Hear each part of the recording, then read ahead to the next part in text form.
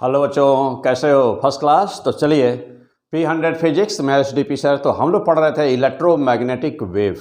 Electromagnetic wave में 7 part हो चुका था और यह पार्ट था हम लोग का 8वां, पार्ट 8। कहाँ तक पढ़ चुके हैं हम लोग? हम लोग स्टार्ट करने जा रहे थे लास्ट लेक्चर में, हम लोग स्टार्ट करने जा रहे थे माइक्रोवेव। तो यस, तो चलिए स्टार्ट कर दिया जाए तुरंत फटाफट। माइक्रोवेव,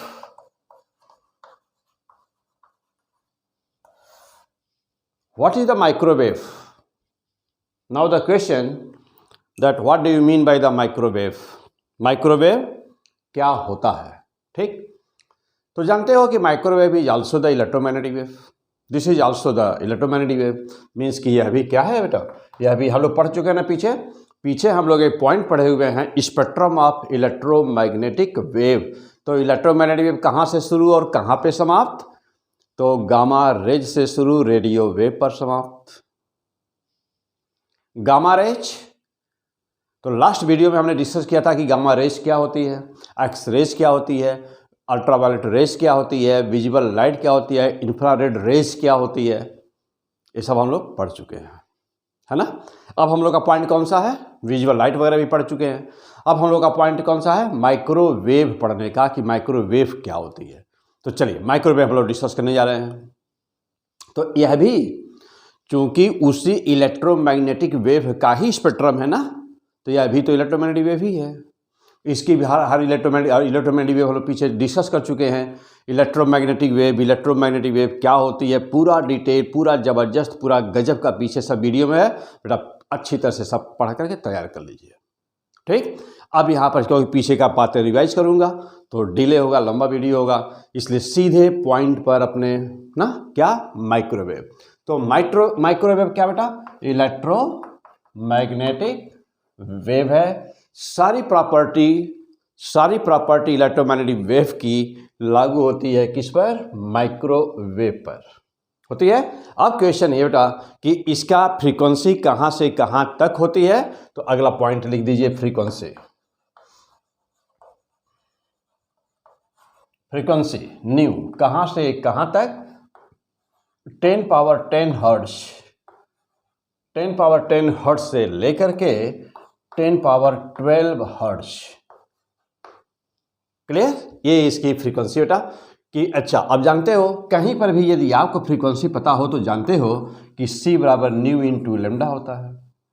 मीन्स यदि आपको वेवलेंथ निकालना है, सपोज करें कि न्यूमेरिकल वैल्यू आपको याद नहीं है और आपको पूछा जा रहा है फ्रीक्वेंसी, कोई एक चीज़ पता हो तो दूसरी चीज़ अपने आप निकल जाती है। कैसे? देखिए, C इक्वल टू क्या बेटा? न्यू इंटू लेमडा, है ना। अच्छा, अब आप सपोज करो कि हमको लेमडा बताना है, तो लेमडा बराबर क्या हुआ? C upon new. फ्रीक्वेंसी कहाँ से कहाँ तक? तो इतना हर्ट्ज, 10 पावर 10 हर्ट्ज से लेकर के 10 पावर 10 हर्ट्ज तक। तो लेमडा का मान, वेवलेंथ का मान,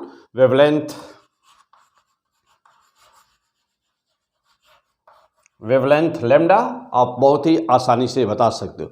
यदि इसको कैलकुलेट कर दिया जाए तो कितना जाए बेटा? 3 into 10 power minus 2 to 3 into 10 power minus 3। तो लेमडा का रेंज क्या? वेवलेंथ का वेवलेंथ रेंज क्या बेटा? देखो वेवलेंथ, तो 3 into 10 power minus 2, 3 into 10 power minus 2 to 3 into 10 power minus 3 क्या? मीटर, नोटा मीटर। ओके, तो this is the range of the wavelength. अब नाउ द क्वेश्चन, इसके बाद क्या बेटा? ये भी माइक्रोवेव है। माइक्रोवेव इलेक्ट्रोमैग्नेटिक वेव है। फ्रीक्वेंसी कहाँ से कहाँ तक, वेवलेंथ कहाँ से कहाँ तक, वेवलेंथ का रेंज क्या है, फ्रीक्वेंसी का रेंज क्या है। क्लियर? ये तो रेंज है। अब क्वेश्चन उठता है कि यह प्रोडक्शन इसका कैसे होता है, फिर इसका डिटेक्शन कैसे होता है, फिर इसका यूज क्या होता है। तो production of microwave, right the point. Production, ये कैसे प्रोड्यूस होता है माइक्रोवेव, तो अब लिख दीजिए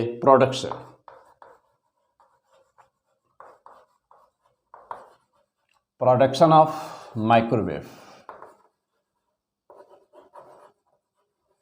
प्रोडक्शन माइक्रोवेव। तो इसको प्रोड्यूस करते हैं बाई क्लिस्ट्रॉन। क्लिस्ट्रॉन तो एक इंस्ट्रूमेंट है, बहुत ही छोटा सा इंस्ट्रूमेंट होता है। हायर स्टडीज जहाँ पर होती है बीएससी वगैरह, बीएससी थर्ड ईयर में या एमएससी फर्स्ट ईयर वगैरह में इसका एक प्रैक्टिकल होता है बेटा। तो क्लिस्ट्रॉन के द्वारा इसे प्रोड्यूस किया जाता है माइक्रोवेव के द्वारा। ठीक, अब पॉइंट ये है कि इसका डिटेक्शन कैसे करते हैं हम। ये तो प्रोडक्शन हो गया। अच्छा, अब ये तो मशीन है, यह तो इंस्ट्रूमेंट है। क्लिस्ट्रॉन से माइक्रोवेव प्रोड्यूस की जाती है। एक्चुअल में मॉलिक्यूलर बेसिस पर या एटॉमिक लेवल पर होता क्या है, तो देख रहे हैं हम लोग ये कि पूरे इलेक्ट्रोमैग्नेटिक वेव में कौन सी वेव कैसे प्रोड्यूस होती है, हम लोग अच्छी तरह से बिल्कुल उसकी धुनाई करते हुए आ रहे हैं कि कौन सी वेव कैसे प्रोड्यूस होती है, कैसे डिटेक्ट होती है, उसका रेंज क्या होता है, उसका वेवलेंथ क्या होता है एंड सो। चलिए, तो ये कैसे प्रोड्यूस होता क्या एक्चुअली, तो लिख दीजिए वहाँ पर ये माइक्रोवेव कैसे प्रोड्यूस होती है। तो it produces by the inversion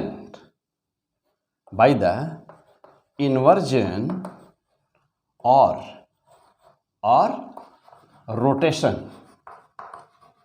inversion और रोटेशन ऑफ मॉलिक्यूल्स।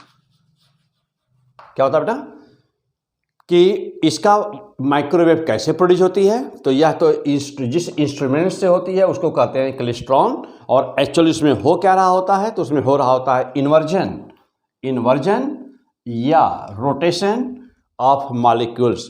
तो यह मॉलिक्यूलर इन्वर्जन के कारण प्रोड्यूस होती है। तो मॉलिक्यूलर यानी क्या शब्द लोगे बेटा, मॉलिक्यूलर इन्वर्जन। क्या कहोगे, मॉलिक्यूलर इन्वर्जन, या क्या कहोगे molecular rotation. Okay, number 1, number 2, ये भी और ये भी दोनों के कारण ये प्रोड्यूस होती है। तो वह इंस्ट्रूमेंट कौन सा है, क्लिस्ट्रॉन, यानी कि क्लिस्ट्रॉन के अंदर मॉलिक्यूलर इन्वर्जन कराया जाता है, मॉलिक्यूलर रोटेशन कराया जाता है, जिससे कि यह वेव प्रोड्यूस होती है। अब इसका एक और नाम है ना, माइक्रोवेव को बेटा एक और नाम है, क्या इसको कहते हैं ना, रडार वेव भी इसका नाम है। क्या नाम है इसका, रडार वेव। सवाल यह, रडार वेव क्यों कहते हैं भाई, तो माइक्रोवेव यही एक वह वेव है पूरे इलेक्ट्रोमैग्नेटिक स्पेक्ट्रम में, यही वह वेव है, हाँ यही वह वेव है जो एटमॉस्फेयर में छोटी छोटी चीज़ों से भी, छोटे छोटे चीज़ों से भी टकरा करके अपने टारगेट तक पहुंच जाती है। यानी कि कोलिजन के बाद वह बेंड हो जाती है, बेंड होकर अपने टारगेट तक पहुंच जाती है। इसीलिए हम, यही रीजन है कि हम इसको यूज़ करते हैं। यानी कि यदि आपसे पूछा जाए कि हम रडार में हम इसको क्यों यूज़ करते हैं, क्योंकि रेडियो वेव क्यों नहीं यूज़ करते, तो आप कहेंगे, उसका आंसर देंगे कि इसका वेवलेंथ का शार्ट होना, इसका वेवलेंथ का उस रेंज में होना, यानी कि इसका वेवलेंथ रेडियो वेव से कम होना ही इसका मुख्य कारण है, जिसके कारण हम इसको यूज करते हैं। यानी कि माइक्रोवेव को हम पल्स के फॉर्म में ट्रांसमिट करते हैं। तो जानते हैं कि जहाँ पर माइक्रोवेव का प्रोडक्शन होता है तो वहाँ ट्रांसमीटर लगा होता है। ट्रांसमीटर से यह वेव प्रोपेगेट करती है, यानी कि रिलीज की जाती है स्पेस में, और यह वेव स्पेस में जाती है किसी वायुयान या किसी भी ऑब्जेक्ट, कोई भी टारगेट है, सैटेलाइट है, रॉकेट है ना, फाइटर प्लेन है, तो या डोमेस्टिक प्लेन वगैरह हैं या कार्गो प्लेन है, तो उससे वो टकराती है, टकरा करके वो रिफ्लेक्ट होती है, और रिफ्लेक्ट होती है फिर यहाँ पर ट्रांसमीटर भी है, ट्रांसमीटर रिलीज करता है, और यहीं पर रिसीवर भी है, तो रिसीवर उसे रिसीव कर लेता है, जिससे हम लोग क्या करते हैं, जिससे टकराती है, जिस वस्तु से टकरा करके आई है, तो उसकी वेलोसिटी, कितने ऊंचाई पर वह है, किस दिशा में वह जा रही है, उसकी स्पीड क्या है, यानी कि उसका एल्टीट्यूड, लैटीट्यूड, उसका पोजीशन, उसकी वेलोसिटी, सब कुछ हम लोग पता कर लेते हैं, जिसके कारण से यह यूज़ की जाती है। तो रडार में ना रेडियो क्या बेटा होता है, रडार में हम लोग इसको यूज़ करते हैं बेटा, ठीक है ना।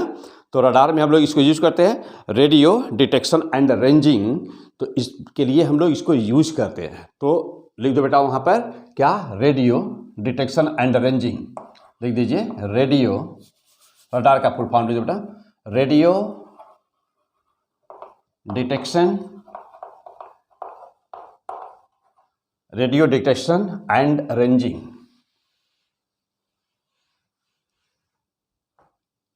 हटा वहाँ पर पूरा पूरा फॉर्म लिखिए, रेडियो डिटेक्शन एंड रेंजिंग, हो बेटा, रेडियो डिटेक्शन एंड रेंजिंग। तो हम लोग इसको यूज़ करते हैं रडार में। तो चूंकि यह अच्छा, और रडार में कोई दूसरी कोई वेव और यूज नहीं की जाती, चूंकि माइक्रोवेव ही यूज की जाती है, इसीलिए उसके नाम पर ही स्पेशली पड़ गया रडार वेव। तो इसको माइक्रोवेव को ना, माइक्रोवेव को और दूसरे नाम से क्या जानते हैं, और नाम से जानते हैं बेटा, radar, radio detection and ranging. तो रडार वेव भी कहते हैं इसको, क्या बोलते हैं इसको, रडार वेव भी कहते हैं, ठीक है ना।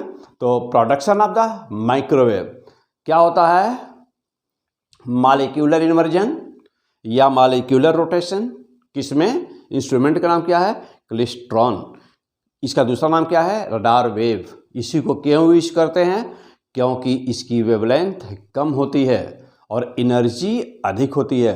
रेडियो वेव को क्या यूज कर सकते हैं, नहीं, क्यों नहीं, क्योंकि उसका वेवलेंथ इन कंपैरिजन ज़्यादा होता है। Clear, okay. तो चलो बेटा, अब सवाल, नाउ द क्वेश्चन कि हम इसको डिटेक्ट कैसे करते हैं ना बेटा, हम इसको डिटेक्ट कैसे करते हैं। तो आ जाइए, detection of microwave, detection of microwave. तो बेटा इसको डिटेक्शन के लिए ना, इसके माइक्रोवेव के डिटेक्शन के लिए बेटा हम लोग यूज करते हैं, उसको बोलते हैं वेव गाइड ट्यूब होता है ये। तो डिटेक्शन ऑफ माइक्रोवेव, तो कैसे डिटेक्ट करते हैं, फ्रॉम, या डिटेक्शन ऑफ माइक्रोवेव किससे बेटा, बाय क्या, वेव ट्यूब, वेव ना, ये ना बेटा, इससे कहते हैं, इसको वेव गाइड बोलते हैं बेटा, वेव गाइड ना, या एक ट्यूब ही होता है, वेव गाइड ट्यूब बोलते हैं बेटा इसको। तो कहते हैं इसको वेव गाइड ट्यूब, ठीक है। तो वेव गाइड ट्यूब बेटा, इससे इसे डिटेक्ट किया जाता है, वेव गाइड ट्यूब एक ट्यूब होती है, उससे इसको डिटेक्ट करते हैं, ठीक है। अच्छा, अब इसका सवाल यह है कि यूज क्या है, यूज, इसको यूज कहाँ पर करते हैं। तो सबसे पहला आप देखा ना, सबसे पहला यूज, सबसे इम्पॉर्टेंट यूज कहाँ पर देखा, रडार में। तो देखिए, हर देखते होंगे कि हर एयरपोर्ट वगैरह पर बड़ी बड़ी छतरी के रूप में लगा होता है और घूमता रहता है वह ना, हर जगह। आर्मी में सबसे ज़्यादा यूज तो आर्मी में होती है। क्लियर, तो यूजेस कहाँ पर है इसका, तो रडार, तो कहेंगे रडार, रडार में यूज है। अच्छा, दूसरा यूज क्या बेटा, नंबर 1 में तो रडार में है, और नंबर 2 यदि देखा जाए इसका यूज होता है तो माइक्रोवेव ओवन होता है, जो खाना बनाते हैं। तो माइक्रोवेव ओवन, माइक्रोवेव ओवन में भी इसको यूज करते बेटा। तो यह है इसका यूज, माइक्रोवेव। क्लियर, चलो बेटा, और क्या है, हाँ बेटा, चलो और है, चलो बेटा, अब अगला पॉइंट, नेक्स्ट पॉइंट, अब है हम लोग का पॉइंट अगला नेक्स्ट, रेडियो वेव क्या होती है बेटा। तो ये था माइक्रोवेव क्या होती है, कहाँ यूज होती है, कैसे प्रोड्यूस होती है, क्या होता है। चलिए और आगे, हो गया। चलो बेटा, अब नेक्स्ट पॉइंट डाल दो।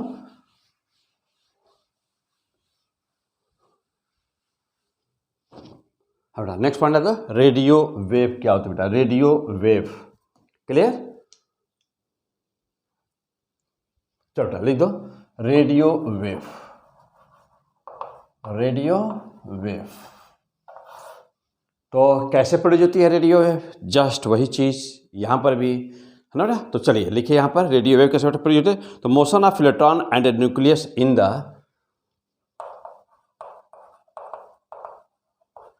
Motion of electrons and nucleus in uniform electric and magnetic field। तो इसका जो मेन कारण था बेटा रेडियो वेव कैसे प्रोड्यूस कराई जाती है, तो radio wave motion of electrons and nucleus in the uniform magnetic field. These two fields हमेशा ही, these two fields means B and E ना, ऑलवेज यानी कि इनको क्या करते हैं बेटा, तो मैग्नेटिक फील्ड और इलेक्ट्रिक फील्ड ना, जब भी कभी रेडियो वेव का प्रोडक्शन किया जाता है तो ये दो फील्ड एक दूसरे के 90 डिग्री पर लगा दी जाती है ना। तो B and E always perpendicular to each other, यानी कि दोनों फील्ड आपस में क्या होती हैं, एक दूसरे के परपेंडिकुलर होती हैं। ठीक, अब चलो बेटा, अब इसका रेडियो वेव की ना, पहले तो यह कि फ्रीक्वेंसी कहाँ से कहाँ तक, तो यह बहुत ही सबसे ज़्यादा रेंज इसी में है।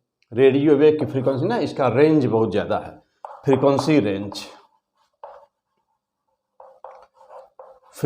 रेंज देखो बेटा कहाँ से कहाँ तक जानते हो, 10 हर्ट्ज जैसी शुरू होता है, 10 हर्ट्ज से ही शुरू है, और कहाँ तक, तो रेडियो में आ जाता है 10 पावर ना, 10 पावर 10 तक, 10 पावर 10 हर्ट्ज तक बेटा ये इसका रेंज है, 10 हर्ट्ज से लेकर 10 पावर 10 हर्ट्ज तक।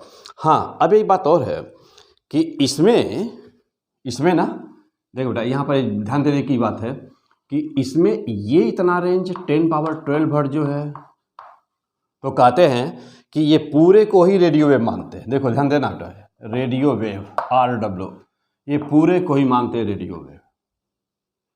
लेकिन अब यहाँ पे अब ये इतना नाम बदल देते हैं, अब इसके नाम को कहते हैं हम अलग अलग जब करते हैं, क्योंकि माइक्रोवेव भी तो रेडियो वेव में ही आती है ना। माइक्रोवेव का यदि नेचर देखा जाए तो अभी रेडियो में आती है, लेकिन चूंकि उसकी फ्रीक्वेंसी और उसकी वर्किंग, उसका फंक्शन कुछ अलग है, उसका मोड ऑफ प्रोडक्शन भी अलग है, इसलिए उसको तो अलग कर देते हैं। तो लेकिन कहीं कहीं पर दिया रहता है कि रेडियो वेव में रेंज कहाँ से कहाँ तक पूछा जाए, तब सीधे उस माइक्रोवेव को भी ले लेंगे। अदरवाइज तो बता रहा हूँ, देखो यहाँ पे यह है माइक्रोवेव, ओके। और यदि हम कहेंगे माइक्रोवेव को न इंक्लूड करें तो हम कहेंगे कि रेंज यहाँ से यहाँ तक है, रेंज यहाँ से यहाँ तक है, यानी कहाँ से कहाँ तक, 10 हर्ट्ज से लेकर के 10 पावर 10 हर्ट्ज तक। हाँ, उसके बाद ये वाला रेंज माइक्रोवेव का है। हाँ, पूरे को क्या कहेंगे, पूरे को रेडियो वेव कहेंगे। This is the spectrum. हो गया बेटा, क्या पढ़ रहे हैं, फिजिक्स, P100 फिजिक्स, मैं STP सर। तो हम लोग बहुत सारा पढ़ चुके बेटा, जो भी बचा हुआ है बहुत जल्द से जल्द हम लोग उसे सब कुछ वर्क ना, बिल्कुल जीरो से लेकर के टॉप तक, कोई ऐसी हेडिंग नहीं है जो आपकी ना, कोई ऐसी हेडिंग नहीं है जो हम लोग से छूटेगी। तो सारी हेडिंग्स हाँ आगे पीछे होता रहेगा। तो कोई भी चैप्टर स्टार्ट होगा तो जीरो से लेकर के उसका टॉप तक ना पूरा 100% हम लोग सब कुछ फिनिश करेंगे। ओके, फिलहाल अभी यहाँ तक हम लोग सामने क्या है, रेडियो वेव हम लोग देखें बेटा। हाँ, अब है सवाल है कि इसका प्रोडक्शन कैसे होता है, तो देख चुके हैं हम लोग। अब वह इंस्ट्रूमेंट जिससे यह प्रोड्यूस होता है, तो चलिए आ जाइए अभी कैसे होगा।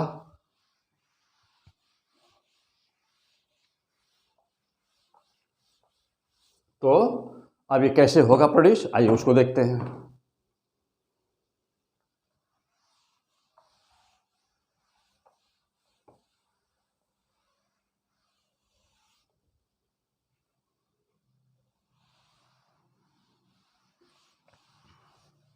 हटा ये किससे हम इसको प्रोड्यूस करते हैं। तो चलिए, तो रेडियो वेव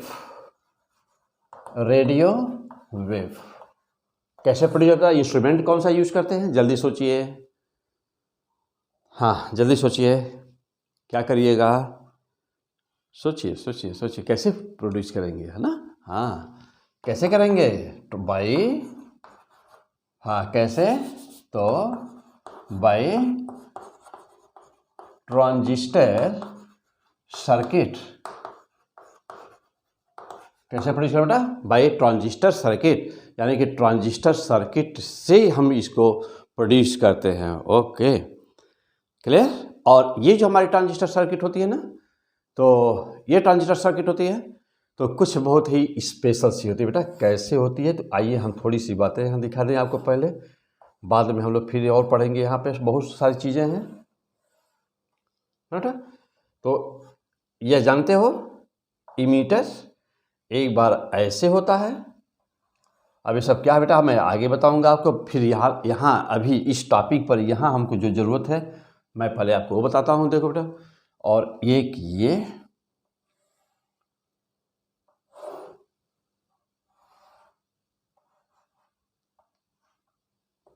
ओके, ये सर्किट आप बना दे बेटा। तो जब यह इस तरह से बना होता है, ध्यान दीजिए बेटा, जब यह इस अब दोनों में देखिए दीजिए, देखा जाए तो दोनों में डिफरेंसेस क्या आता है, इसको ठीक से देखो बेटा। तो दोनों में डिफरेंसेस क्या है,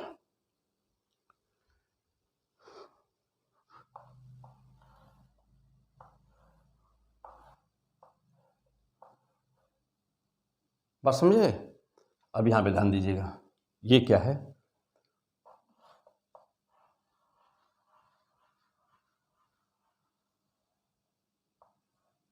ठीक।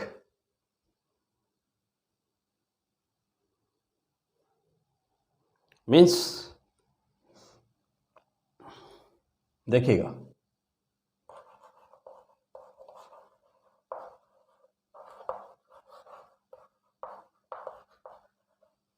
और ये क्या बेटा, वर्क स्विच,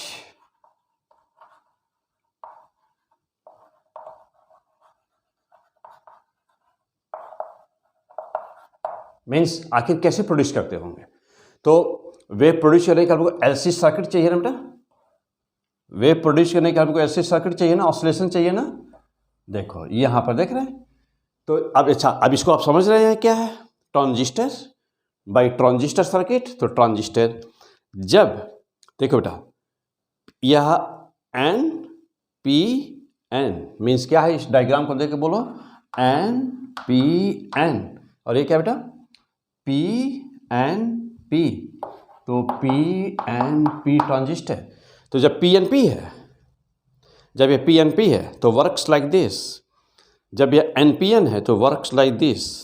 मीन्स यदि दो ट्रांजिस्टर ले लिया जाए, हाउ मच फैंटास्टिक, यदि दो ट्रांजिस्टर की सर्किट बना दी जाए, इसका मतलब कि ये हुआ कि हमारा एलसी सर्किट तैयार हो गया, नहीं हो गया। अच्छा आज जानते हो क्या जानते हो, पीछे पढ़े हो अभी सब एलसीआर सर्किट में कि फ्रीक्वेंसी क्या होती है। तो ऑसिलेशन के समय फ्रीक्वेंसी कितनी होती बेटा, जब ऑसिलेशन हो रहा होता है तब फ्रीक्वेंसी ना, तब वहाँ बहुत सारे कंडीशन है कि जब आर रहता है तब क्या होता है, जब आर नहीं रहता है तब क्या होता है। तो सब ज़बरदस्त वहाँ पढ़ना है सब कुछ जाके उस चैप्टर में।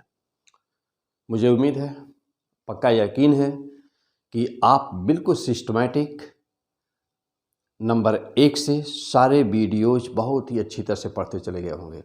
ना ही किसी किताब की ज़रूरत है, ना ही किसी कॉपी की ज़रूरत है, किसी चीज़ की ज़रूरत नहीं है। वीडियो यदि आपके पास है तो बस बिल्कुल जो भी मन करे वह चैप्टर पूरा, और सभी मैक्सिमम सभी एक चैप्टर की मैक्सिमम पोर्शंस, मैक्सिमम पार्ट एक जगह है, पढ़ते चले आइए, फर्स्ट क्लास। Clear, okay. चलो बेटा, तो अब हाँ, प्रैक्टिस करने के लिए क्वेश्चंस की जरूरत है, न्यूमेरिकल्स की जरूरत है बेटा। तो यहाँ हम अभी ज़बरदस्त प्रैक्टिस कराएंगे। अभी ना हर चैप्टर में कुछ कुछ करवाएं बेटा, अभी बाकी है, बाकी सारी सब कुछ ना सब आता रहेगा, पढ़ते रहिए उसको। Okay, come on the point. तो जब हम लोग को, अच्छा हम लोग जानते बेटा, देखो अब तो फ्रीक्वेंसी कितनी होती थी ऑसिलेशन की, तो फ्रीक्वेंसी ऑफ ऑसिलेशन। पीछे सब कुछ दिया है ना बेटा। तो अब देखो एफ बराबर कितना आया था 1/2 पाई 1/√LC। अब एल देख रहे हैं, एल, सी देख रहे हैं, सी, तैयार हो गया। तो ये है हमारा रेडियो कैसे प्रोड्यूस होती है। तो प्रोडक्शन ऑफ रेडियो वेव्स। तो what is the heading? Production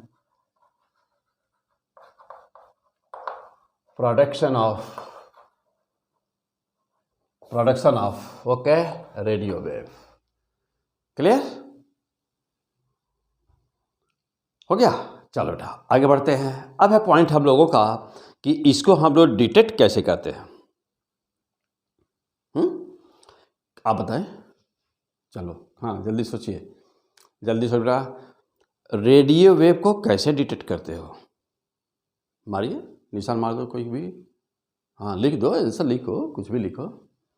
radio wave को कैसे डिटेक्ट करते हो? जल्दी बोलिए। Detection of the radio wave. हाँ जो भी आंसर हो आप पहले लिख दीजिए हमारे लिखने के पहले। Detection of the radio wave answer लिखिए अपना अपना। लिख दिया? चलो भाई कैसे डिटेक्ट करते हो?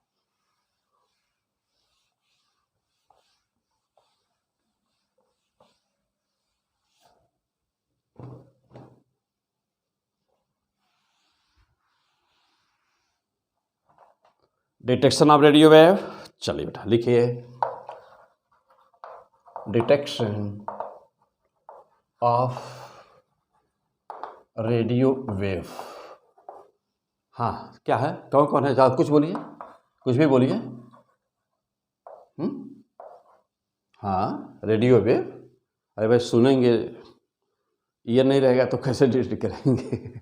है तो ईयर और कुछ, हाँ तो और कुछ भी चाहो तो जोड़ दो। स्मार्ट जमाना है तो बेटा, तो हाँ तो स्मार्ट शब्द यूज कर लो, ईयरफोन।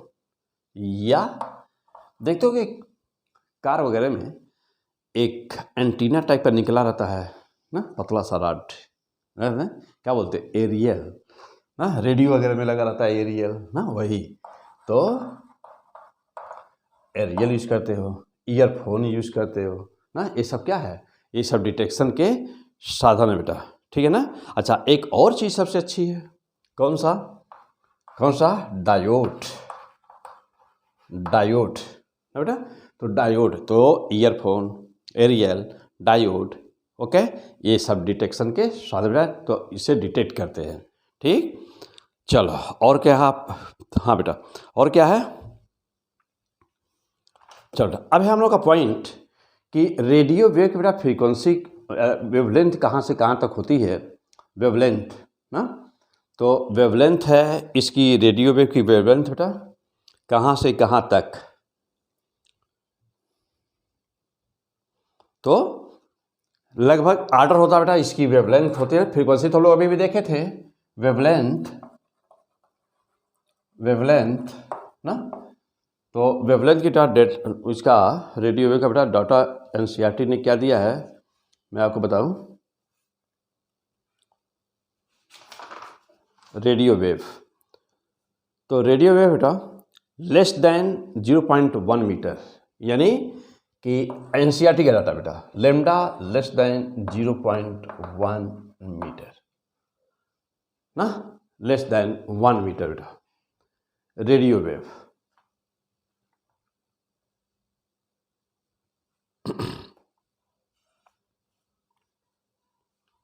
हो गया बेटा।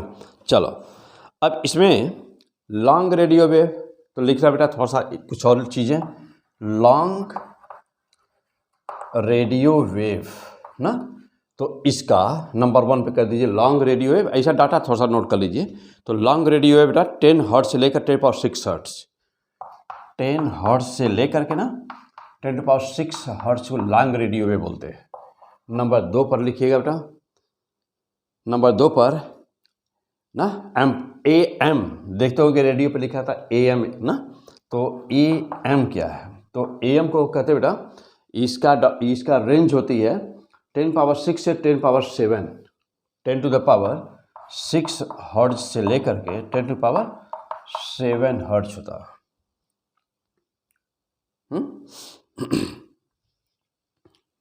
और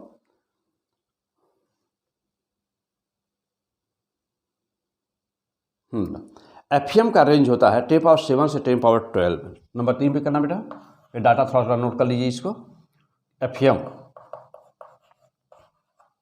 एफएम का रेंज होता है 10⁻7 से लेकर 10⁻12 हर्ट्ज।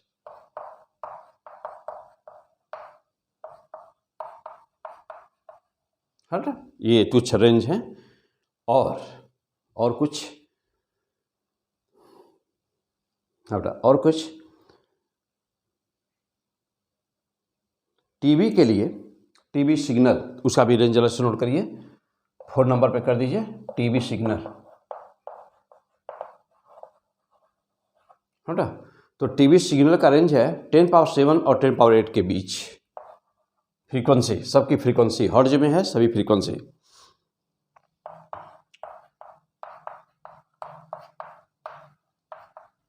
तो ये है बेटा सबका रेंज ना, अलग अलग हमने दिखा दिया आपको। ये एनसीईआरटी का डाटा है जो दिया है एनसीईआरटी बुक में, वो डाटा है यह, ठीक है। चलो बेटा, तो ये है रेडियो वेव कैसे प्रोड्यूस होता है, कैसे प्रोड्यूस करते हैं, मॉलिक्यूलर बेसिस पर क्या होता है, इंस्ट्रूमेंट का नाम क्या है, रेडियो वेव की फ्रीक्वेंसी क्या है, रेडियो वेव का वेवलेंथ क्या है, डिफरेंट रेंज देख रहे हैं, तो उनका एक स्पेशल एक का क्या रेंज है। तो ठीक है, याद रखना बहुत जरूरी है बेटा ना। हो गया बेटा, याद हो गया सब कुछ, फर्स्ट क्लास। चलिए,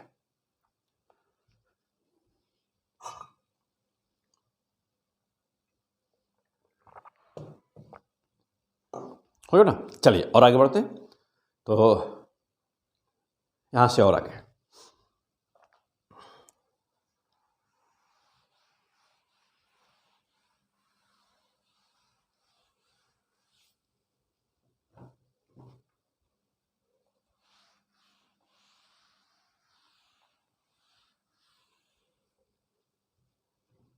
हाँ, अब कुछ बातें और कुछ और पॉइंट्स बेटा, और पॉइंट्स। जब यह रेडियो इलेक्ट्रोमैग्नेटिक वेव, तो ये थी हमारी, हाँ, तो पहले तो मैं डिस्कस कर दूँ थोड़ा सा यहाँ पर बेटा कि ये था हम लोग का पूरा तो हम लोग हेडिंग कौन सी चल रही थी, पिछले लेक्चर में हम लोग ये हेडिंग स्टार्ट किए थे, इलेक्ट्रोमैग्नेटिक स्पेक्ट्रम। इलेक्ट्रोमैग्नेटिक स्पेक्ट्रम कहाँ से कहाँ तक, कौन सा पार्ट कैसे प्रोड्यूस होता है, उसका frequency, wavelength, instrument, molecular basis, उसकी प्रॉपर्टी, उसका यूज, है ना। अच्छा, अब रेडियो वेव का क्या यूज है, तो रेडियो वेव का, रेडियो जानते हो क्या यूज है, communication system, radio wave communication system ना। मनोरंजन के लिए हम जनरली यूज करते हैं, तो मनोरंजन, कम्युनिकेशन सिस्टम, तो यानी सिंपल सा मार दीजिए कम्युनिकेशन सिस्टम कर दिया, तो कम्युनिकेशन सिस्टम में हम लोग का ना, कम्युनिकेशन सिस्टम बोल दे बेटा, तो कम्युनिकेशन सिस्टम में हम लोग का सब कुछ आ जाएगा, है ना। कम्युनिकेशन एंड नेविगेशन भी कह सकते हैं। तो यूज ऑफ रेडियो वेव, तो क्या कहेंगे, हाँ बोल दीजिए, क्या लिख दो बेटा, communication and navigation, communication and navigation, तो ये है बेटा इसका मेन यूज। हाँ, अब बात हम कर रहे थे कि इलेक्ट्रोमैग्नेटिक वेव जब स्पेस में प्रोपेगेट करती है, मूव कर रही होती है, तो एटमॉस्फेयर का क्या रोल होता है ना, एटमॉस्फेयर का क्या रोल है। तो देखते होंगे कि कहीं कहीं पर नाम लिखा हुआ है स्काई वेव, कहीं पर नाम लिखा हुआ है ग्राउंड वेव, कहीं पर लिखा हुआ है क्या स्पेस वेव। इसका क्या मतलब है, हम लोग जो टीवी सिग्नल देखते हैं या हम लोग जो टीवी देखते हैं, उसका वो कम्युनिकेशन सिस्टम वो कैसे देखते हैं हम लोग उसको। ओजोन का क्या काम है, ओजोन का क्या काम है, आयनोस्फीयर का क्या काम है, देखते होंगे कि कम्युनिकेशन सिस्टम के लिए सैटेलाइट यूज़ की जाती है, जैसे हम लोग की इनसेट वाली जो सैटेलाइट जितनी भी है, इनसेट 1A 1 2 8 ना, और 2C 2B 2D, ये जो सैटेलाइट्स हम लोग इंडिया की है। तो ये जो इनसेट सैटेलाइट है, या कहीं का भी हर कंट्री अपना अपना सैटेलाइट कम्युनिकेशन सिस्टम के लिए भेजती है, तो उसका क्या काम है, वो कैसे वर्क करता है। तो आइए हम यहाँ पर थोड़ा सा इसको डिस्कस करेंगे, क्योंकि कम्युनिकेशन सिस्टम हम आपको बाद में पढ़ाएंगे, हम लोग पढ़ेंगे इलेक्ट्रॉनिक्स में, लेकिन यहाँ पर एटमॉस्फेयर और इसका रोल, उसका रिफ्लेक्शन कैसे होता है, थोड़ा हम यहाँ पर आपको डिस्कस करने जा रहे हैं, क्योंकि डिटेल में पढ़ेंगे कम्युनिकेशन सिस्टम इलेक्ट्रॉनिक्स जब पढ़ा जाएगा तब। ठीक है, तो चलिए, तो यहाँ पर आइए लेते हैं हम लोग। पहली बात यह कि जो एटमॉस्फेयर है हम लोग का, अर्थ का अराउंड एटमॉस्फेयर, तो वह एटमॉस्फेयर कैसा है, उसका क्या रोल है एटमॉस्फेयर का। चलिए, तो नंबर 1, चलो बेटा देखो, अर्थ पहला पार्ट, अर्थ के चारों तरफ का बेल्ट। तो हम और अर्थ को नीचे बना दे बेटा थोड़ा, हाँ देखें तो छोटा, तो यहाँ पर ये अर्थ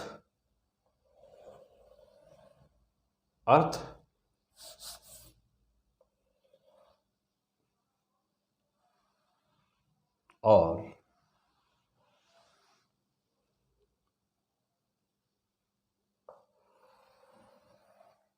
पहला फर्स्ट बेल्ट, ये जो पोर्शन आप देख रहे हैं, ये पूरा का पूरा पोर्शन यही एटमॉस्फेयर का, ठीक, एटमॉस्फेयर का अर्थ, यही सबसे मोस्ट डेंस पार्ट होता है, मोस्ट डेंस, और क्या नाम है इसका, ट्रोपोस्फियर।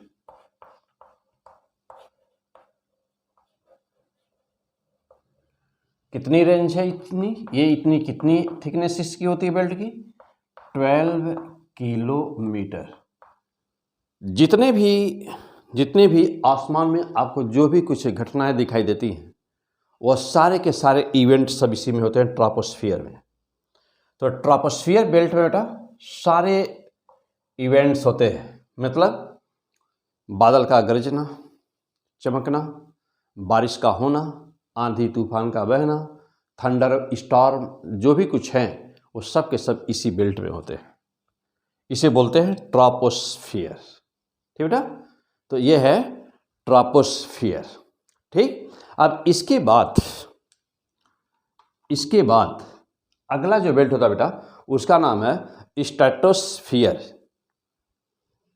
अगला बेल्ट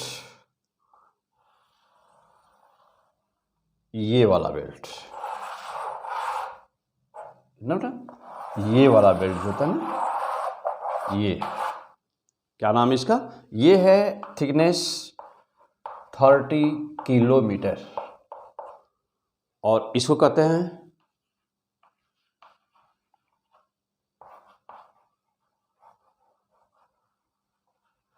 क्या बोलते हैं बेटा, स्ट्रेटोस्फियर। ओके, तो ये है सेकेंड।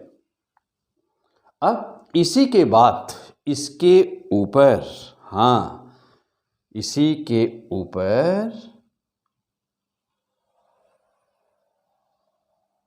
ये, हाँ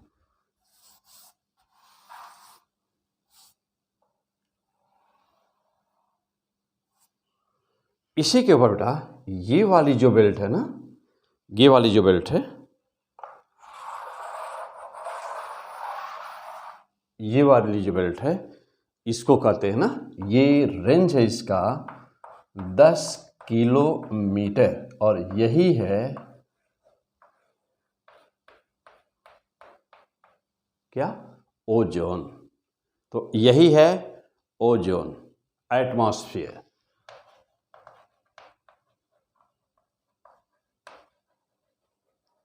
क्या देख रहे हैं हम लोग, एटमॉस्फेयर क्या होता है बेटा।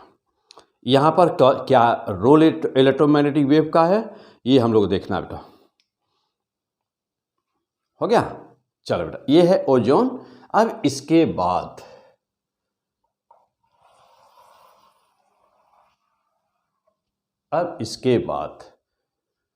तो ये, हाँ बेटा देखो ये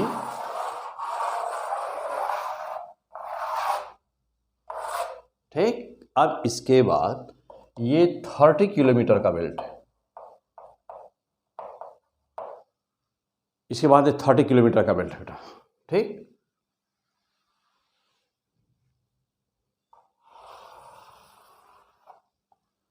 थर्टी किलोमीटर का बेल्ट है एक, है ना। और इसको कहते हैं मीसोस्फियर। क्या बोलते हैं? मीसोस्फियर।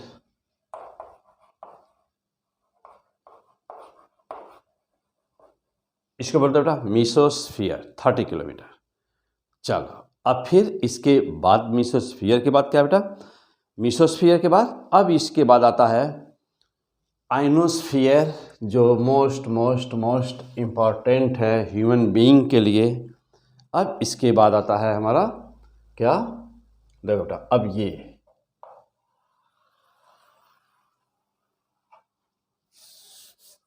तो थोड़ा हाँ लगे कि थोड़ा इससे ज़्यादा बनाना है हमको। चलो बेटा, तो हाँ ठीक है। चलो बेटा,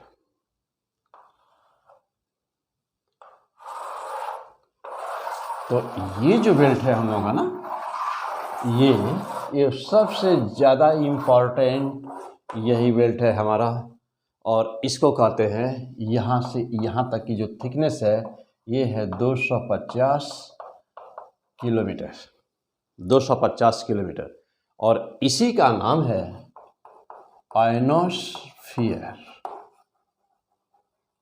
क्या नाम है इसका? आयनोस्फीयर।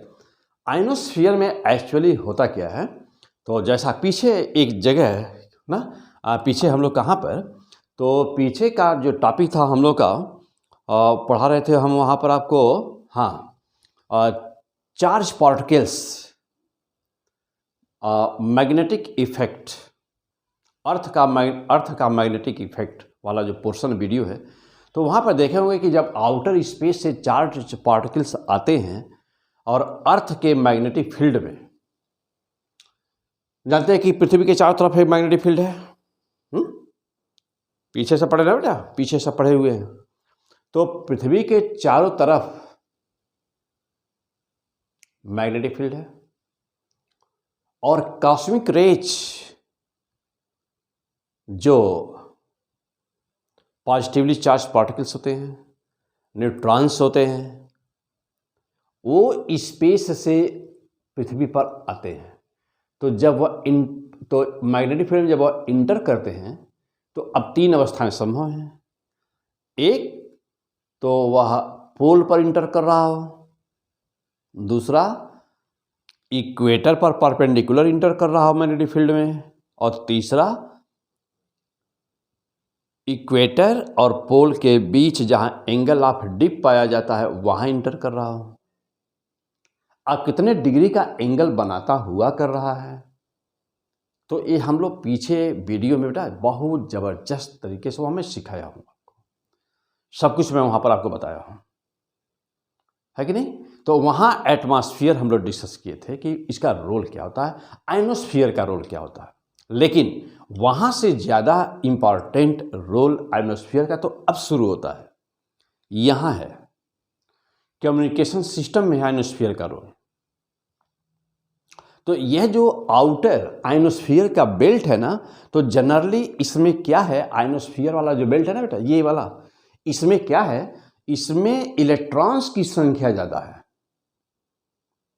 एक लेयर, तो आउटर लेयर एक ऐसी है जिसको बोलते हैं हैप्लेटॉन लेयर ना बेटा। तो यहाँ पर एक लेयर आती है, एक लेयर ना बेटा, यहाँ पर एक लेयर होती है आउटर, जिसको बोलते हैं हैप्लेटॉन लेयर, बेसिकली जिसमें केवल इलेक्ट्रॉन्स भरे हुए हैं ना, ये यहाँ पर इसी में, तो इसको बोलते हैं हैप्लेटॉन layer.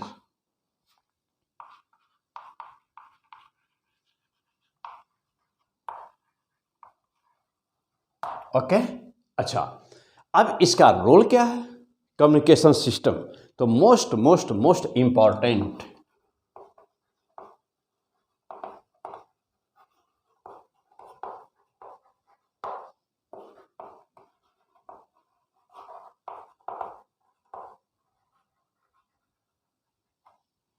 Important role of ionosphere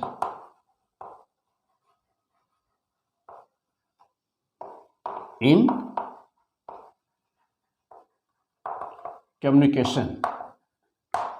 communication system में बेटा इसका बहुत ही अधिक रोल है।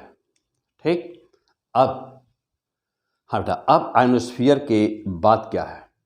तो अब आयनोस्फीयर के बाद बेटा ना, इसके बाद क्या है? तो इसी को कहते हैं एक्सोस्फीयर। मीन्स कि अब कोई लेयर नहीं है, इसके बाद ध्यान देना बेटा, अब इसके ऊपर, यानी कि इसके ऊपर क्या है? इसके ऊपर को कहते हैं ना एक्सोस्फीयर। कहां तक? तो पूरा स्पेस ही है एक्सोस्फीयर। ये हमारा एटमॉस्फेयर इस तरह से डिवाइड है पार्ट्स में, जानते हो क्या? जैसे जैसे हम ऊपर जाते हैं, पृथ्वी की सतह से ऊपर जाते हैं, तो वायुमंडल का घनत्व, density of the atmosphere decreases continuously. Density of the atmosphere decreases continuously. Density decrease कर रही जैसे जैसे ऊपर जाते हैं, but it becomes zero at infinity and the rate of the decrease follow exponential process। तो हम कहते हैं कि एटमॉस्फेयर कहाँ तक है? तो वैसे तो ये इन्फिनिटी तक है, लेकिन उसका घनत्व इतना कम है ऊपर जाने पर वह नगण्य है। तो हम कहते हैं कि जहाँ तक वह उसकी वैल्यू एक मिनिमम वैल्यू तक है, वहाँ तक मानते हैं कि एटमॉस्फेयर है, उसके बाद एटमॉस्फेयर नहीं है। यानी कि एक्सोस्फीयर में जब हम जाएंगे तो घनत्व और कम होता जाएगा, गैसियस मॉलिक्यूल्स और रेयरफाइड होती जाएंगी ना बेटा, और रेयरफाइड होती जाएंगी।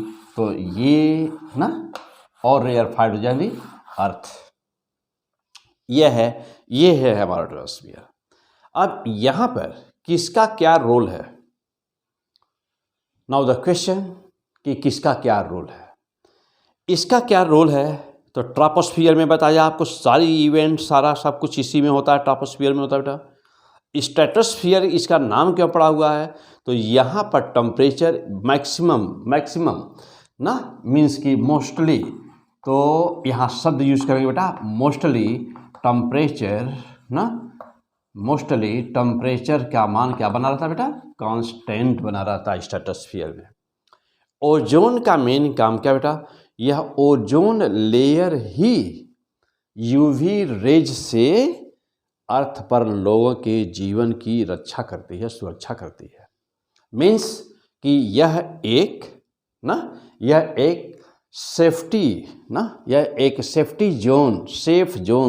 सेफ्टी जोन की तरह से काम करता है। मीन्स कि यह जो ओजोन है, तो यह अल्ट्रावायलेट रेज से अर्थ पर सभी जीवन को बचाती है। अल्ट्रावायलेट रेज ना होता तो क्या होता? अल्ट्रावायलेट रेज यदि आती डायरेक्ट तो क्या होता? तो तमाम तरह के स्किन डिजीज होती, तमाम तरह के सभी स्किन जल जाती अल्ट्रावायलेट रेज से। एनर्जी अल्ट्रावायलेट की ज़्यादा होती, तो आउटर स्पेस से, सन से आने वाली अल्ट्रावायलेट रेज तमाम तरह के कैंसर क्रिएट करती, स्किन का कैंसर होता, तमाम तरह की डिजीज होती। तो इससे प्रोटेक्ट करती है, यानी कि पृथ्वी पर लोगों को, पृथ्वी पर जीवन को अल्ट्रावायलेट रेज से ओजोन प्रोटेक्ट करती है ना। तो ozone layer protect from UV rays. तो ozone layer protect from UV V rays, ultraviolet rays. तो अल्ट्रावायलेट रेज से ये प्रोटेक्ट करती है। क्लियर। और बेटा इसके बाद आयनोस्फीयर का रोल, मेसोस्फीयर का कोई बहुत ज़्यादा सिग्निफिकेंट रोल नहीं है। आयनोस्फीयर का रोल क्या बेटा, आयनोस्फीयर तो यही से जब यहाँ पर स्टेशन से यानी पृथ्वी से, जैसे मान लो बेटा यहाँ पर ये कोई एंटीना है, ये कोई सपोज कर बेटा कि यह कोई एंटीना है, ओके, और यहाँ से रेडियो ब्रॉडकास्टिंग हो रही है, रेडियो ब्रॉडकास्टिंग हो रही है। तो इसका काम क्या है, जब कोई रेज जा रही होती है ना, जब कोई रेज जा रही होती है तो ये आयनोस्फीयर बेल्ट उसको रिफ्लेक्ट कर देती है। यह इसकी टेंडेंसी होती है कि वह उसे रिफ्लेक्ट कर देती है बेटा, वह उसको रिफ्लेक्ट कर देती है ना, ऐसे इस तरह से रिफ्लेक्ट कर देती है उसको। तो इलेक्ट्रोमैग्नेटिक वेव का रिफ्लेक्शन यानी क्या कहोगे कि रिफ्लेक्शन, रिफ्लेक्शन यहाँ पर क्या है बेटा, रिफ्लेक्शन। तो रिफ्लेक्शन ऑफ इलेक्ट्रो, या ऐसे कर दिया जाए रेडियो वेव, रेडियो वेव का रिफ्लेक्शन होता है। तो reflection of radio wave, okay बेटा। तो आयनोस्फीयर का मेन काम क्या हुआ, तो आयनोस्फीयर का मेन काम हुआ reflection of the radio wave. अब कुछ ऐसी भी वेव होती हैं, जनरली उनका रेंज बताऊंगा आपको। तो उनका कुछ रेंज होता है बेटा ना, टीवी सिग्नल विशेष करके, टीवी सिग्नल 100 मेगाहर्ट्ज से लेकर के 200 मेगाहर्ट्ज के बीच होता है बेटा। तो एक जगह पर लिखिए टीवी सिग्नल, लिखिए, देखो बेटा टीवी सिग्नल, टीवी सिग्नल था बेटा। तो टीवी सिग्नल कहाँ से कहाँ तक, 100 मेगाहर्ट्ज से लेकर के 200 मेगाहर्ट्ज के बीच होता है टीवी सिग्नल का, ओके। अच्छा, और आयनोस्फीयर की खासियत ये होती है बेटा कि यह 40 मेगाहर्ट्ज तक को ही रोक पाता है।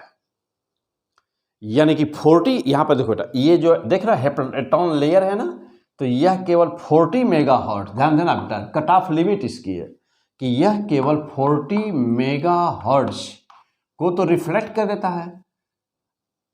और लेकिन जनरली जो एफएम रेडियो होते हैं और जो टीवी सिग्नल होते हैं तो 40 मेगाहर्ट्ज से ऊपर होते हैं।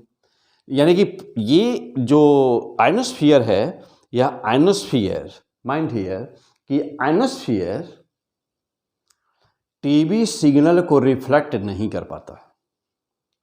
तो परिणाम क्या हो गया, परिणाम क्या हो गया कि यहाँ से यह टीवी सिग्नल, हमारे सपोज के टीवी सिग्नल का एंटीना है, तो टीवी सिग्नल का ट्रांसमीटर है यह, तो टीवी सिग्नल की रेंज गई। अब ये देखिए, अब ये 40 मेगाहर्ट्ज से यदि कम है तब तो इसका रिफ्लेक्ट हो गई। तो जो रिफ्लेक्ट होकर के वेव आती है,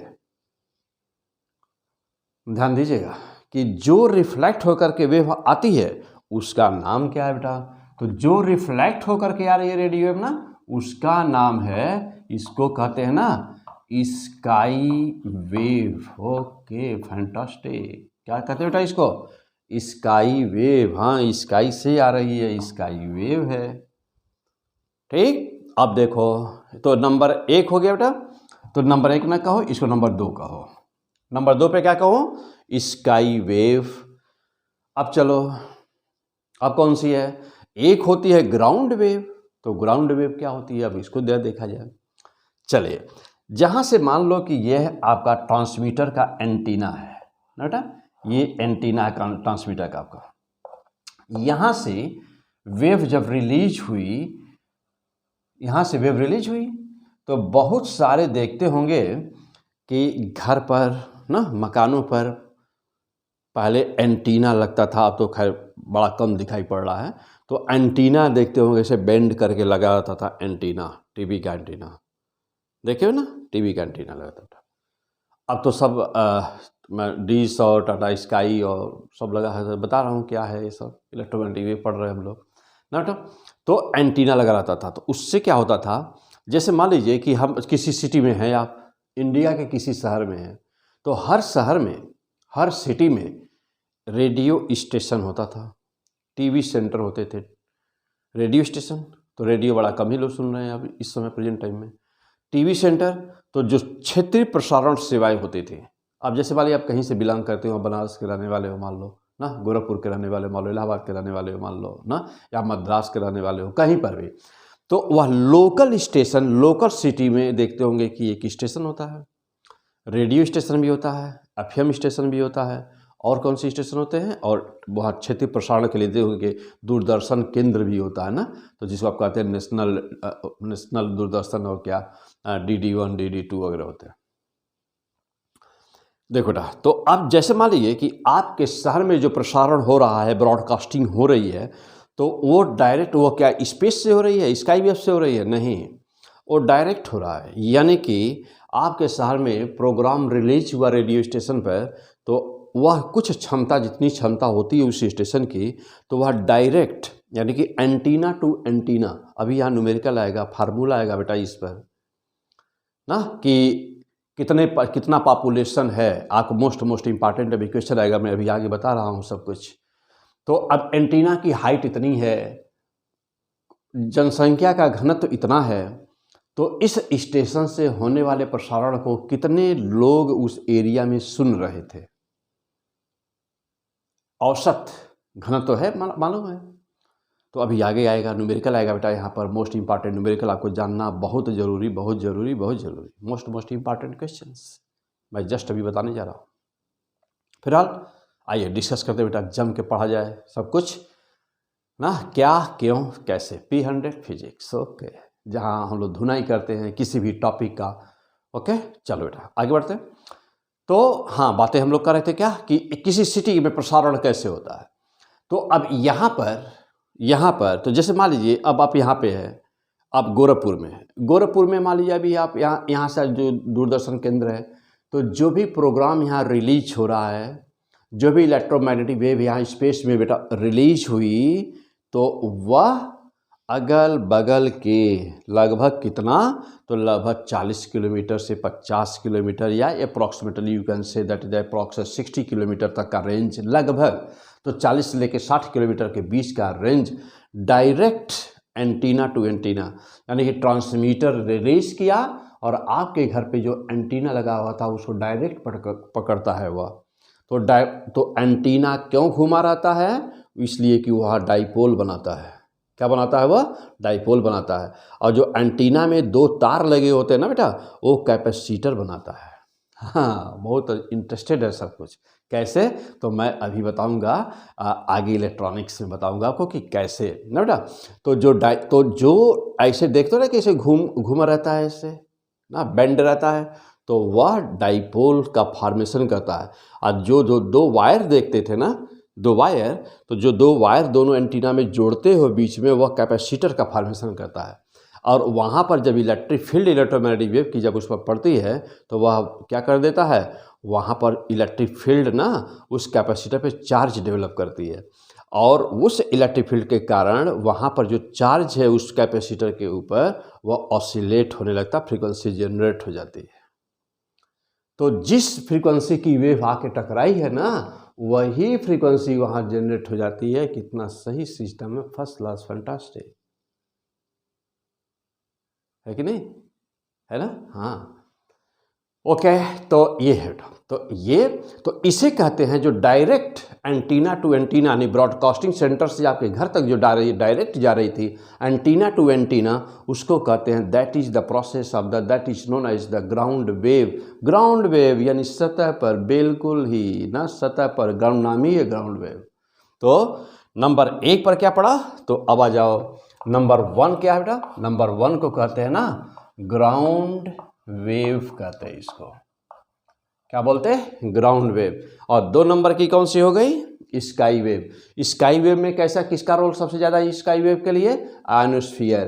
क्या हुआ था कि जो ज़्यादा एनर्जी की वेव थी वह स्पेस में चली गई, आयनोस्फीयर से रिफ्लेक्ट होकर के फिर से अर्थ पर आती है, और हमारा घर पे जो एंटीना लगा हुआ उसे रिसीव करता है, तो ना बेटा उसे रिसीव करता है। तो जो इस तरह से प्रोसेस जो आयनोस्फीयर के हेल्प से हम देखते हैं, उसे कहते हैं स्काई वेव। तो that is the sky wave.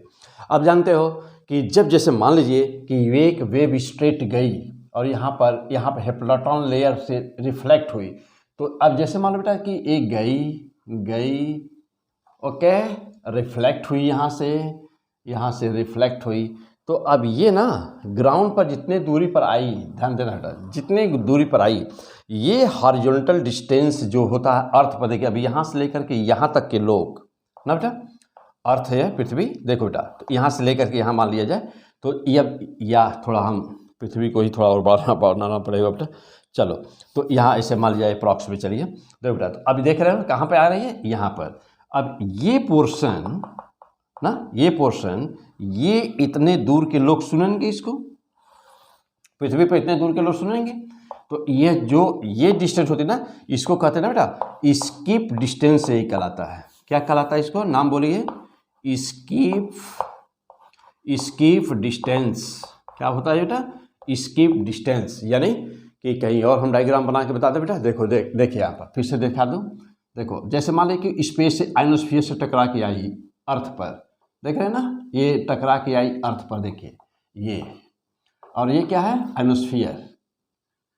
तो जहाँ पे ग्राउंड पृथ्वी पर जहाँ टकराई, तो यहाँ से लेकर यहाँ तक के लोग ही सुनेंगे ना, यहाँ के लोग जो भी होगा, सिटी शहर गांव देहात जो भी कुछ होगा बेटा, यही सुनेंगे। तो इस डिस्टेंस को माना कि डिस्टेंस डी है, इसी डी डिस्टेंस को कहते हैं स्किप डिस्टेंस। क्या बोलते हैं इसको, स्किप डिस्टेंस, हो गया, इसे बोलते हैं बेटा स्किप डिस्टेंस। होता क्या है,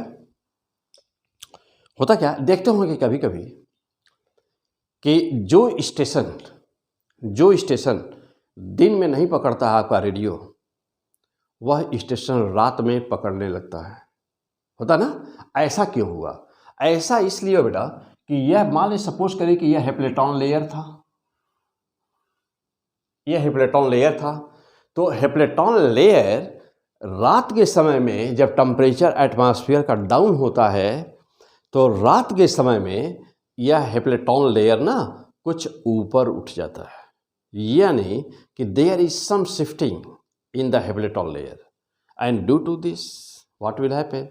सपोज करिए कि अब ध्यान देना बेटा, यहाँ पर कोई गांव था, यहाँ पर कोई घर है, गांव है, शहर है, जहाँ पर यह wave, electromagnetic wave, radio wave आती है, तो यहाँ दिन में स्टेशन नहीं पकड़ रहा था। यहाँ पर जब यह ऊपर उठ जाएगा तो अब रिफ्लेक्शन ऊपर से होगा, तो जब रिफ्लेक्शन ऊपर से होगा तो जहाँ नहीं सुनाई पड़ रहा था, अब वहाँ भी सुनाई पड़ने लगेगा।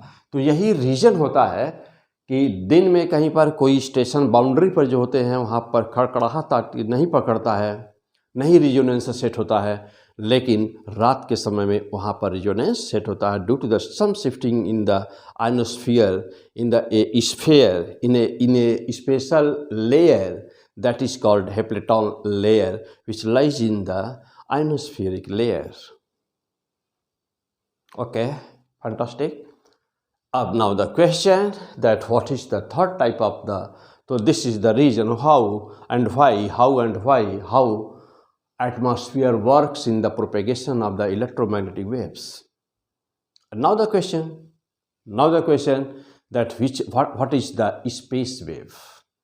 तो जस्ट जैसा कि भी बताया कि कौन सी वेव कहाँ से रिफ्लेक्ट करेगी, तो this point totally depends on the energy of that wave.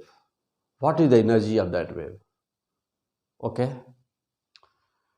Now the question कि what will happen if the frequency of the electromagnetic wave is more than 40 megahertz. You know well that. Now the wave will cross this ionospheric belt, ionospheric layer. अब यह ionosphere को cross करके निकल जाएगी, तो space में जाके गुम हो जाएगी. तो कैसे सुनोगे? जो फर्स्ट क्लास का इस समय चलता है ना, सब तमाम दुनिया भर के प्रोग्राम चलते हैं, हजारों चैनल है ना तुम्हारे यहाँ पर ना, बड़ी बड़ी टीवियाँ हैं, बड़े बड़े चैनल है, सब हजारों के चैनल है.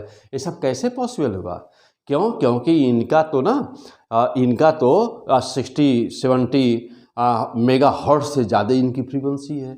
अब देखो चैनल की संख्या भी ज़्यादा इतना हो गई है, तो फ्रीक्वेंसी का जब रेंज बढ़ेगा तो चैनल भी बढ़ेगा, क्योंकि एक फिक्स जो होती है ना बैंडविड्थ, पढ़े ना बैंडविड्थ पीछे सब कुछ, तो एक बैंडविड्थ एक एक स्टेशन को दे दी जाती है।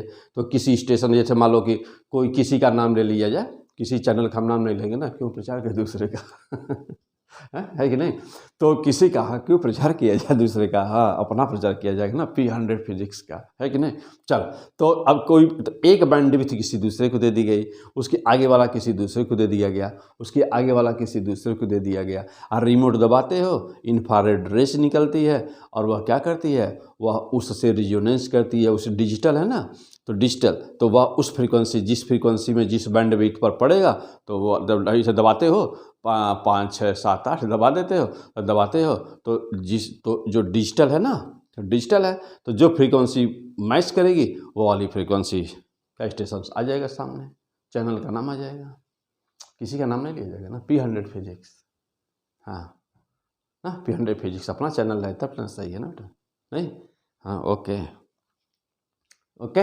चलो, तो अब बात रही हम लोग बेटा कि अब क्या हुआ। चलो, तो अब यदि अब सपोज करो कि 100 मेगाहर्ट्ज, तो अब जैसे यहाँ पर लिखे हो कि टीवी सिग्नल जनरली कहाँ से कहाँ के बीच लाइट चाहता है, 100 मेगाहर्ट्ज लेकर के 200 मेगाहर्ट्ज।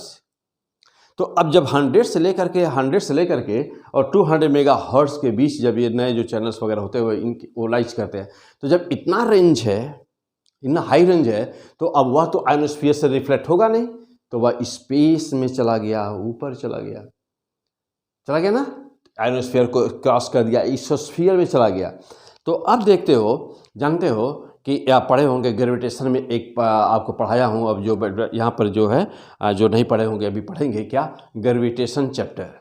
तो ग्रेविटेशन में जानते हैं कि एक सैटेलाइट होता है जिसको हम लोग कहते हैं, कई सैटेलाइट होते हैं ना, कई टाइप के सैटेलाइट होते हैं, तो एक पोलर सैटेलाइट होते हैं और दूसरा जियो स्टेशनरी सैटेलाइट होता है। जियो स्टेशनरी सैटेलाइट यानी कि जियो स्टेशनरी नाम से क्लियर, जियो यानी पृथ्वी के सापेक्ष, स्टेशनरी मतलब रेस्ट में, विरामावस्था में, तो ऐसा कोई भी उपग्रह जो स्पेस में हो, पृथ्वी के सापेक्ष जो रेस्ट में हो, उसे कहते हैं जियो स्टेशनरी सैटेलाइट, भू स्थिर उपग्रह। क्या बोलते हैं, भू स्थिर उपग्रह, जियो स्टेशनरी सैटेलाइट। इनका काम क्या होता है, इनका क्या काम होता है, तो यह पृथ्वी से कितनी ऊंचाई पर है बेटा, पृथ्वी की सतह से होते हैं, या पृथ्वी की सतह से होते हैं 36,000 किलोमीटर की ऊंचाई पर, और पृथ्वी के सेंटर से नापा जाए तो 6400 किलोमीटर, पृथ्वी का 6400 किलोमीटर पृथ्वी की त्रिज्या है, तो पृथ्वी के केंद्र से नापोगे तो 36,000 किलोमीटर में इसको भी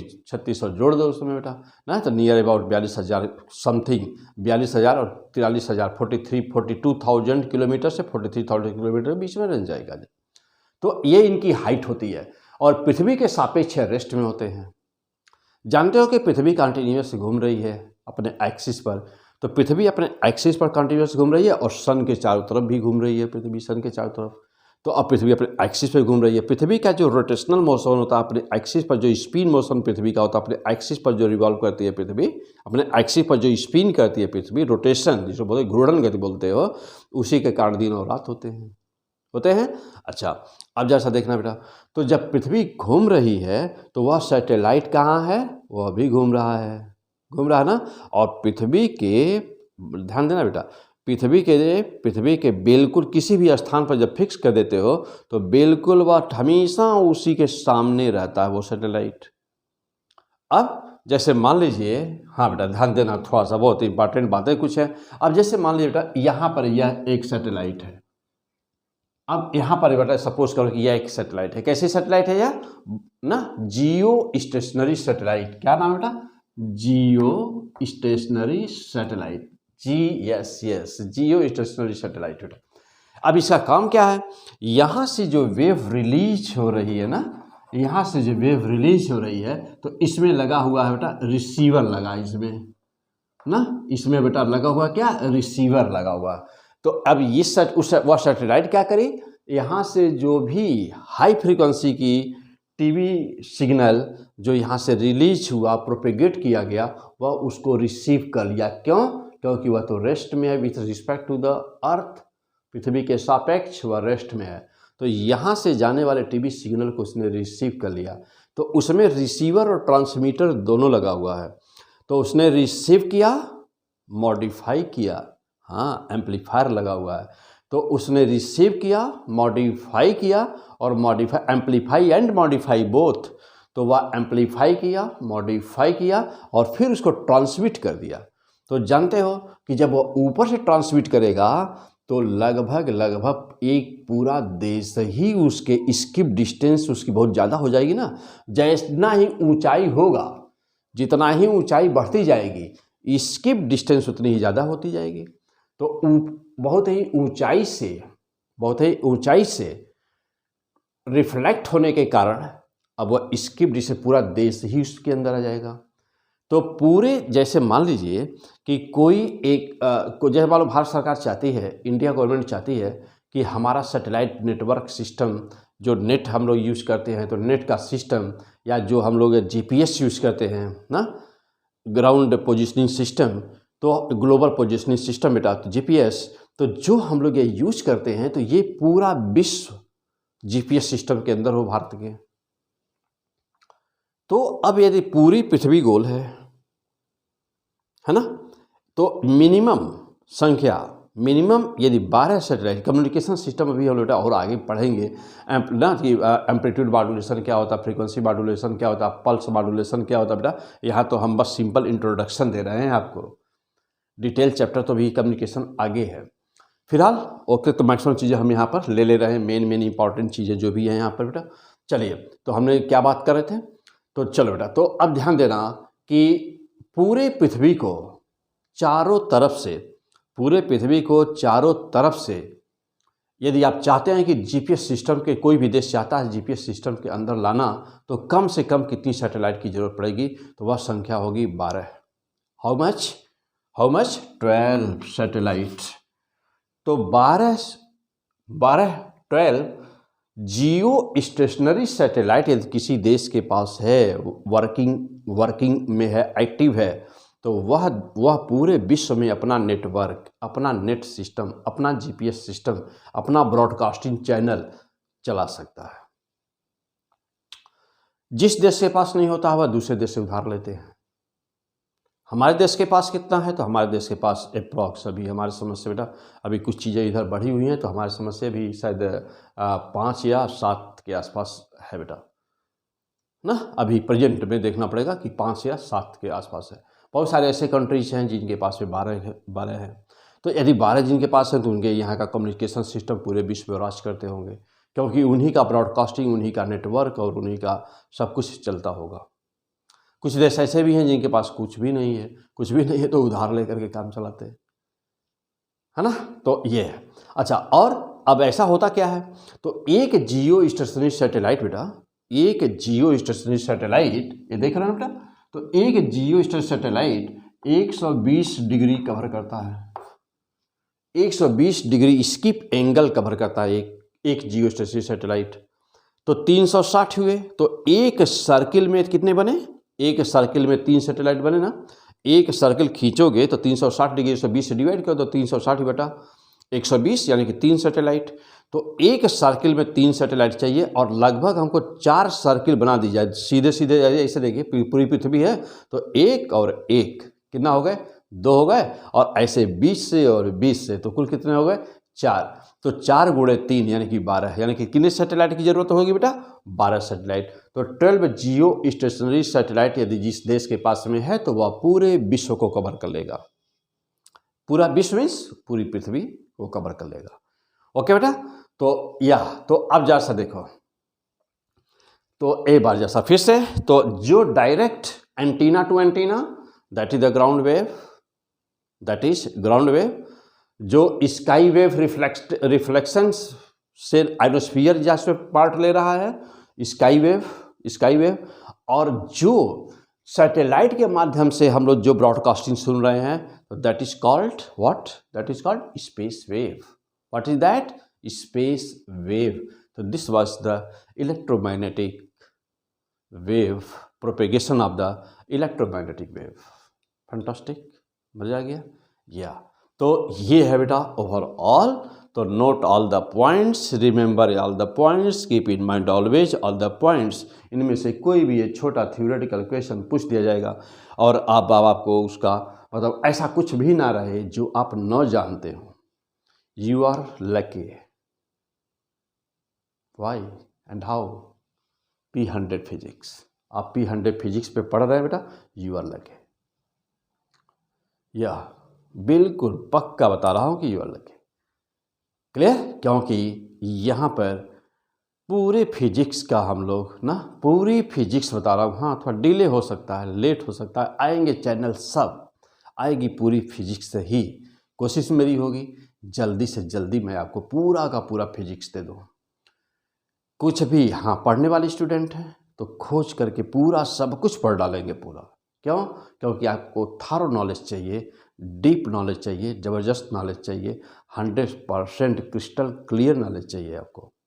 आप नीट की स्टूडेंट हैं, द बेस्ट। आप IIT में जा रहे हो बेटा, द बेस्ट। आप NDA वगैरह का फॉर्म भरे हैं, द बेस्ट। और बोर्ड के स्टूडेंट हैं तो द बेस्ट फॉर यू। और क्योंकि अभी आपके पास बोर्ड में हो बेटा, फर्स्ट ईयर में हो, सेकेंड ईयर में हो, तो अभी आपके पास तो ज़बरदस्त टाइम है तैयार करने का ना। तो अभी से पढ़ते रहे, पूरी आदत से बना लिया, ज़बरदस्त तैयार हो गया। Okay, fantastic. तो आज अभी इस टॉपिक को बेटा मैं यहीं रोकता हूँ और फिर अगले वीडियो में मैं मिलता हूँ। इसके बाद क्या है, हाँ अभी हमने बात किया था बेटा कि पीछे ना कि height of the antenna and population. तो अभी हम मिलते हैं बेटा न्यूमेरिकल में। इसका न्यूमेरिकल में अभी हम मिलते हैं। तो जस्ट अगला वीडियो अभी तुरंत देखिएगा। इसके बाद में तुरंत ही कि हाइट ऑफ एंटीना, पॉपुलेशंस वगैरह ना क्या होती है, मोस्ट इंपॉर्टेंट कि वहाँ न्यूमेरिकल आएगा। तो इसके बाद का जो भी पार्ट होगा शायद ये पार्ट है इलेक्ट्रोमैग्नेटिक वेव का पार्ट 8 है। 9th पार्ट है पढ़ने के पूरा बाद में 9th पार्ट तुरंत पढ़ डालिएगा ना, मोस्ट इंपॉर्टेंट न्यूमेरिकल के लिए तुरंत पढ़ डालिएगा उसको। क्लियर? और इसके बाद तुरंत हम लेने जा रहे हैं अभी photo electric effect. That is the most important chapter for you for your examination. Okay, best of luck.